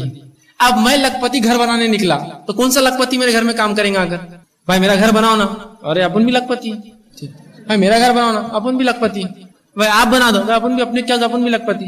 سمجھے آپ؟ اللہ نے جو فضل کم اور زیادہ دیا اس سے کیا ہوتا ہے؟ اللہ آزماتا ہے ایک سے دوسرے کو. غریبوں کو امیروں سے, امیروں کو غریبوں سے آزماتا ہے, مردوں کو عورتوں سے, عورتوں کو مردوں سے, بچوں کو بڑوں آزماتا ہے اللہ نعمتوں سے. تو یہ آزمائش ہے. اس کو اللہ نے امیر بنایا تو زکات کی پوچھ بھی تو کریں گے نا. کتاب میں کھاتے میں زکات صدقہ دیا کیا؟ میں غریب تھا تو میرے سے زکات کی پوچھی نہیں, الحمدللہ میں تو چوک گیا اس سے. دیکھ رہے ہیں ہر کسی کو جو فضل دیا خوش ہوا کہ جی الحمدللہ بہت اچھا دیا اللہ نے اس کو. صحابہ جلتے نہیں تھے ایک دوسرے کے فضل پہ, دعائیں دیتے, دعائیں دیجیے. حسد مت کیجیے, حسد سنگین جرم ہے. ٹھیک, اس سے بھی بچنا بہت زیادہ ضروری. اسی طرح جو ہے دھوکے بازی. اب آپ کہیں گے دھوکے بازی بولے تو یہ تو ہماری اس کے بغیر تو شناختی نہیں ہے. افسوس ساتھ کہہ رہا ہوں مسلمانوں کی اس کے بغیر شناختی نہیں ہے آج, ہے نا. رمضان کا مہینہ چل رہا ہے, جو لوگ بزنس میں وہی بات جانتے ہیں جو میں کہوں گا اب, کہ جیسی رمضان کا مہینہ ختم ہونے آئے گا تو جتنے ہندو تاجر ہیں جو آپ سے ڈیلنگ کرتے ہیں وہ ایک دوسرے کو فون کر کے بولتے ہیں مسلمان سے جلدی لے لے, رمضان کے بعد یہ دھوکہ دینے والا ہے. یہ رمضان میں دھوکہ اور جھوٹ نہیں بولتے, جلدی سے جو کچھ حساب کرنا کر لے, 30 اور 29 کے بعد ملنے والا نہیں تیرے کو. یہ ان کو معلوم ہے. ایک زمانہ تھا یہ قوم سچائی سے پہچانی جاتی تھی, یہ سچے لوگ ہیں. آج یہ اپنے جھوٹ سے اور حسد سے اور جو برائی سے پہچانی جاتی ہے, ان کی شناخت ہوتی ہے. کہ وہ پیسے لائے گا, کتنے ہیں, ارے فلاں مارواڑی صاحب نے دی, مت گنو وہ تو برابر ہوں گے. کہاں سے لائے؟ مسلمان سے. پہلے گنو اس کو پہلے اور پھر اس کے بعد وہ کرو, کہ تو یہ پھٹے ہوئے نوٹا اور کم نوٹا ڈالتا ہمیشہ. ہاں ہوتا ہی ہے, نہیں ہماری پہچان آج دھوکے سے ہے, پہچان ہے. افسوسات کہہ رہا ہوں, یہ قومیت کی پہچان جو کہ سچائی سے, صداقت سے, اس کے نبی کی پہچان صادق اور امین سے تھی, سچا اور امانت دار. اس قوم کی پہچان ہے کہ جھوٹ بولتے ہیں, دھوکے دیتے ہیں, ظلم کرتے ہیں, زیادتی کرتے ہیں. چلیے چھوڑیے, میں دوسری قوموں کی بات نہیں, آپس میں ہم کیا کر رہے ہیں, کوئی دودھ کا دھلا نہیں ہے اس میں سے. ہر کوئی حق مار رہا ہے دوسرے کا. حق دینے کی ضرورت یہ نہیں کہ وہ میرا مارے گا تو میں اس کا حق ماروں گا, نہیں. اس نے مارا, اس کے ساتھ اللہ کا مارا, میں دوسروں, وہ ہمارے پیسے لوٹتے ہیں, ہم ان کے پیسے لوٹتے, یہ کوئی طریقہ ہے؟ اس نے لوٹا، اس کا معاملہ اس کا، میں کیوں کسی کا لوٹوں پیسہ. ٹھیک ہے، تو یاد رکھیے دھوکہ بہت بری چیز ہے. مومن کسی کو دھوکہ نہیں دیتا، وہ ہمیشہ لوگوں کی خیر خواہی کرتا ہے، خیر خواہی کرتا ہے. تو ہمیں بھی چاہیے کہ ہم خیر خواہی کریں. اب انسان کہاں کہاں دھوکے دیتا ہے، چند مثالیں دیتا ہوں کہ دھوکے باز انسان جو ہے دوسرے کو لیے جو ہے برا سوچتا ہے، اپنے لیے اچھا سوچتا ہے. دھوکہ دینے والا کیا بولتا ہے، اس کو دھوکہ دیں گے تو اپنا فائدہ ہوگا، تو دوسروں کے لیے برا سوچتا ہے، اپنے لیے اچھا. جبکہ مومن وہ ہے جو اپنے لیے پسند کرے وہی اپنے بھائی کے پسند کرے. دوسرا دھوکے باز آدمی کیا کرتا ہے، ایک چیز کا ظاہر چھپا کے اس کا دوسرا بتاتا ہے. مثال تو کوئی خریدنا ہے، یہ موبائل کتنے کا ہے، وہ ظاہر چھپا دیتا ہے اس کا، کچھ تو بھی نیا باڈی وڈی چڑھا کے اچھا، اندر پورا خراب. ظاہر اچھا بتاتا ہے، باطن اس کا خراب کر دیتا ہے. دھوکے باز یہ بھی کرتا ہے، جہاں وہ اپنے لیے اچھا دوسروں کے لیے برا سوچتا ہے، وہیں چیزوں کو اچھا کرتا ہے جبکہ اندر سے بری ہوتی ہے. تیسرا جو گناہ اس سے ہوتا ہے کہ دھوکہ دہی کے لیے وہ دل میں بات کو چھپاتا ہے. اس کو معلوم یہ خراب ہے، دل نہیں چھپاتا، بولو مت اس کو، اگر بولیں گے تو بکیں گا نہیں. جبکہ رسول اللہ نے فرمایا اگر کوئی مال خراب اور برا ہو آگے رکھو، بتا کر بیچو. ویسا نہیں بیچ سکتے، بتا کر بیچو یہ مال خراب ہے. اس لیے کہ آپ نے فرمایا جس نے دھوکہ دیا وہ ہم میں سے نہیں ہے. واقعہ یوں آتا ہے کہ رسول اللہ صلی اللہ علیہ وسلم ایک دن صبح نکلے خرید کے لیے بازار میں، آپ نے اناج دیکھا، جب اناج میں ہاتھ ڈالا تو اندر سے ہاتھ گیلا نکلا، تو کہا یہ کیا ہے، اوپر سوکھا اناج تھا. تو کہا اللہ کے رسول کل رات بارش ہو گئی تھی، اب کون میرا گیلا اناج لیں گا، میں نے نیچے چھپا دیا. تو کہا نہیں، اس اناج کو اوپر رکھ، دھوکہ مت دے، اس لیے کہ جس نے دھوکہ دیا وہ ہم میں سے نہیں ہے، مسلمان نہیں ہے. یہ دھوکہ تو ہماری پہچان ہے، شعار جس کو کہتے ہیں، علم جس کو بولتے ہیں، جھنڈا فلیگ ہمارا یہ ہے کہ ہم اس کو لے کر چل رہے ہیں کہ ہم دھوکہ دیتے ہیں. جب یہ کہا کہ جو دھوکہ دے وہ ہم میں سے نہیں ہے، مسلمان نہیں. یاد رکھیں دھوکہ مت دیجیے کسی سے. ٹھیک ہے، اسی طرح جو ہے مخالف کی مال، بیوی، اولاد، خادم اور دوستوں کی چغل خوری کرتا ہے. دھوکہ دینا ہے نا، اس کو جھوٹ بولتا ہے ان کے بارے میں. ٹھیک ہے، اسی طرح جو ہے جان و مال کی حفاظت اور راز چھپانے کا وعدہ کرتا ہے اور راز نہیں چھپاتا ہے. یہ بھی دھوکہ ہے کہ بولتا ہے میں تمہاری جان بچاؤں گا، وقت پہ میرے کو آواز دینا، میں تمہارے مال کو کروں گا، لیکن آخر میں کیا کرتا ہے، دھوکہ دے دیتا ہے. تو یہ ایسی جگہ ہے جہاں انسان جو ہے دھوکہ دیتا ہے. اسی طرح اللہ کے رسول صلی اللہ علیہ وسلم، بخاری مسلم متفق علیہ روایت ہے دھوکے کے تعلق سے. آپ صلی اللہ علیہ وسلم بلکہ ابو داؤد کی روایت ہے، یہ حسن روایت ہے. آپ صلی اللہ علیہ وسلم فرماتے ہیں کہ جو کسی کی بیوی یا غلام کو جو ہے بہکائے، ٹھیک ہے، وہ ہم میں سے نہیں ہے. یہ بھی دھوکہ ہے. اب بولیں یہ کیسا، بہت سے لوگ ہوتے چلو اس کے پاس جائیں گے، کیسا، اس کی بیوی کو بہکا دیں گے، جھگڑا شروع ہو جائیں گے خاوند کے خلاف. یا کسی غلام کو جا کے بولیں گے کتنی تنخواہ ملتی تم کو، یہاں ادھر تو 5 دیتے، تم کو 4 ہی ملتی ہے، اور چلا گیا اٹھ کے. بہکایا اس نے اس کے غلام کو، اس لیے کہ یہاں سے نوکر چھوڑ کے چل جائیں گا پھر نوکری. جس نے کسی کی بیوی اور غلام کو بہکایا وہ ہم میں سے نہیں ہے. پھر اپنے مالک کے خلاف، اپنے شوہر کے خلاف کیا، اس کو بہکا کر، وہ ہم میں سے نہیں ہے. لیکن آج ہم دیکھتے ہیں دھوکہ ہم آتے ہیں. دھوکے دینے والے کے تعلق سے اللہ قرآن نے فرماتا ہے کہ دھوکہ دینے والا خود اپنے دھوکے میں پھنستا ہے. اللہ رب العزت فرماتا ہے فمن نکث فانما نکث علی نفسہ، اور جو وعدہ بیعت توڑ دے اس کا وبال اسی کے اوپر ہے. جو وعدہ کرے توڑ دے اور دھوکہ دے دے، اس کا وبال اسی پہ. دوسری جگہ فرمایا ولا یحیق المکر السیئ الا باہلہ، کہ جو بری تدبیر کرتا ہے، برا سوچتا ہے دوسروں کے بارے میں، وہ اسی کے سامنے آ جاتا ہے، کرنے والے کے سامنے. ایسے بولتے ہیں نا جو کنواں کھودے وہی گرتا ہے اس کے اندر، وہی مثال ہے. قرآن نے کہا جو بری تدبیر، دوسروں کا برا سوچتا ہے، دھوکہ دو، اللہ اس کو دھوکے میں ڈال دیتا ہے سب سے. ٹھیک ہے، تو دھوکے بازی سے اس سے ہم بچیں. اسی طرح ریا اور دکھاوا، انشاءاللہ اس پر پورا ایک تفصیلی عنوان آپ کے سامنے آئے گا. ریا اور دکھاوا، ٹائم ٹیبلز انشاءاللہ آپ کے پاس نہیں ہوں گے تو جاتے آتے ضرور لے جائیں. والنٹیئر سے گزارش کروں گا ٹائم ٹیبل لوگوں کے سامنے رکھیں تاکہ وہ تفصیلات دیکھ لیں. اسی طرح جو ہے ریا سے بچنے کی ہم جو کوشش کریں. اسی طرح خود پسندی، اس میں بھی لوگوں کے حق مارے جاتے ہیں. اپنے آپ کو پسند کرے، دوسروں کو نہیں. بس میں جو بول رہا ہوں صحیح ہے، میں جو کر رہا ہوں صحیح ہے، میری بات ہی آپ مانو. خود پسندی بھی درست نہیں ہے. اسی طرح جھوٹ ہو گیا، دھوکہ دہی ہو گیا، چغلی ہو گیا، غیبت ہو گیا، اور کئی ایسی جو ہے مثالیں دی جا سکتی ہے بہرحال جو اس میں آتی ہے. تو اس معاملے میں میں سمجھتا ہوں بندوں کے حق کی اہمیت ہمارے سامنے واضح ہوئی. بندوں کے حق مارنا یہ ایک سنگین جرم ہے. دنیا اور آخرت کے اندر اس کے بڑے وبال ہیں. جو دھوکہ دیتا ہے، جو بھی بندوں کے حق مارتا ہے، دنیا میں بھی عذاب جھیلتا ہے، اور آخرت کے عذاب تو بہرحال میں نے کئی احادیث کے ذریعے آپ سے گنا دیے. تو بہرحال ہم کوشش کریں، تہیہ کریں، یہ اپنے آپ سے وعدہ کرے کہ انشاءاللہ عزیز ہم کسی کو دھوکہ نہیں دیں گے. اگر دھوکہ دیا ہو تو انشاءاللہ عزیز اس کو لوٹانے کی کوشش کریں گے. کوئی مال یا کچھ لیا ہوگا تو واپس دے دیں گے. غیبت چغلی کی ہوں گے تو اس سے جا کر معافی مانگ لیں گے اور اس معاملے کو ختم کریں گے. ورنہ اگر ہم نے حلال دنیا میں نہیں کر لیا، یہ چیز بدلہ نہیں لے لیا، تو آخرت میں یاد رکھیے اس کا بڑا سخت عذاب ہونے والا ہے. اسی کے تعلق سے ایک روایت آتی ہے کہ ایک بار عمر بن خطاب رضی اللہ عنہ نے جو ہے ابوبکر کو کچھ کہہ دیا. ابوبکر صدیق کچھ کہہ دیا، یہ بھی حق مارنا ہے جو کہ ان کا حق نہیں تھا. ابوبکر اس لائق نہیں تھے کہ انہیں کچھ کہے، کوئی کہہ دیا. ابوبکر صدیق خاموش رہے. عمر بن خطاب کا احساس ہوا اور اللہ کے رسول تک جب لوگوں نے بات پہنچائی تو اللہ کے رسول نے کہا کہ تم ابوبکر کیوں کچھ کہتے ہو؟ یہ وہ تھا جب دنیا نے میرا انکار کیا، اس نے میرا اقرار کیا، میری تصدیق کی، کیوں تم اس کو کہتے ہو کچھ؟ مطلب پلٹا کے مجھے بول دو تم. اللہ کے رسول نے کہا ابوبکر واپس نہ کرنا، معاف کر دے سو کرنا، لیکن واپس مت بولنا عمر کو کچھ. صحابہ اتنا ڈرتے تھے کہ مجھ سے غلط ہو گیا، ابوبکر کچھ بول دیا میں نے غلط، تو رو رہے کہ معاف کر دو مجھے کہ مجھ سے غلطی ہوئی اس چیز۔ تو بندوں کی حق لیے ہو تو لوٹا دے، عزت اتاری ہو جا کر معافی مانگ لے، جس کے سامنے کچھ برا کہا اسے کہہ دے کہ میں نے غلط کہا تھا بھائی، وہ آدمی ایسا نہیں ہے، وعدے کیے ہو تو پورے کر دے، وعدہ کر رکھا اور اگر معلوم ہے نہیں ہوں گا تو بتا دے فون کر کے کہ میں مجھ سے نہیں ہوں گا، میں کوشش ضرور کروں گا آپ کا کرنے کی۔ تو حقوق والی بات کو مذاق نہ سمجھے، معمولی نہ سمجھے، ان کی بڑی اہمیت ہے دنیا اور آخرت کے اعتبار سے۔ جو اللہ کے اور بندوں کی حق ادا کرتا ہے ان کے بڑے فائدے بھی ہیں، ایسے لوگ مشہور اور عزت بھی ملتی ہے دنیا میں، اللہ عزت بھی دیتا ہے جو بندوں کی حق ادا کرتے ہیں۔ اس لیے اللہ کے رسول پہلے سے مشہور تھے صادق اور امین کے نام سے، تو لہٰذا کوشش کرے، تہیہ کرے کہ ہم بندوں کے حق دیں گے، چاہے ہم مرد ہو، چاہے عورتیں ہوں، چاہے بچے ہو، چاہے بوڑھے ہو، غلطی جب کبھی بھی ہوئی ہو آج اس غلطی کی تلافی کریں گے، آج ہم اس کی معافی مانگیں گے، لوگوں سے کیوں تو معافی مانگیں گے، کچھ لیا ہو تو لوٹانے کی کوشش کریں گے، کوئی مال ہو تو اس کو لوٹا دیں گے، اس لیے کہ یہ درست نہیں ہے۔ یہ اللہ رب العزت سے آخر میں دعا ہے کہ اللہ سبحانہ تعالیٰ جو ہے مجھے اور آپ کو جو کہنے سننے زیادہ ہمیں عمل کی توفیق دے، ہمیں جب تک زندہ رکھے اسلام اور ایمان پر ہمیں زندہ رکھے، اور جب بھی ہمارا خاتمہ ہو ایمان پر خاتمہ ہو، اور بندوں کی حق ادا کرنے کی ہمیں توفیق دے اور اللہ کے حق بھی ہم ادا کرے۔ وآخر دعوانا